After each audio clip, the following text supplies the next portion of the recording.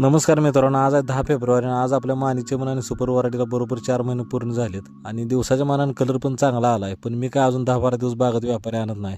याचं कारण असं की मला अजून बागत पाहिजे तेवढं वजन भरेल असं काय वाटत नाही. त्यामुळे मी अजून 10-12 दिवस थांबणार आहे, नंतरच आपण बागत व्यापारी आणून व्यवहार करायचं बघणार आहे. मी काय अजून द्राक्ष खाऊन बघितलं नाहीत, पण चिमण्याने द्राक्ष खायला चालू केल्यात म्हणजे आपल्या बागत साखर चांगलीच भरली असणार आहे. कारण चांगली साखर भरल्याशिवाय चिमण्या एवढ्या प्रमाणात द्राक्ष खात नाही त्या.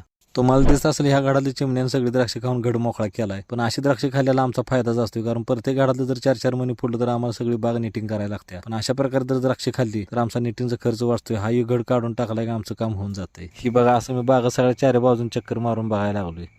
चिमण्याने द्राक्ष खाल्ल्यात, पण ती घड पूर्ण मोकळा करायला चालू केलाय. त्यामुळे बरं वाटतंय आणि आम्ही पण जरा पाखर राखत नाही. त्यामुळे चिमणी येते ते 4 महिने खाते ते निघून जाते. त्या आमचं पण जास्त नुकसान करत नाही. त्या जिल्हा परिषदेला आपला नेता निवडून आला म्हणतो, काल रात्री आमच्या गावातल्या कार्यकर्त्यांनी मोठा जल्लोष केला आणि अशा प्रकारची रॅली पण काढली सगळ्या गावातनं.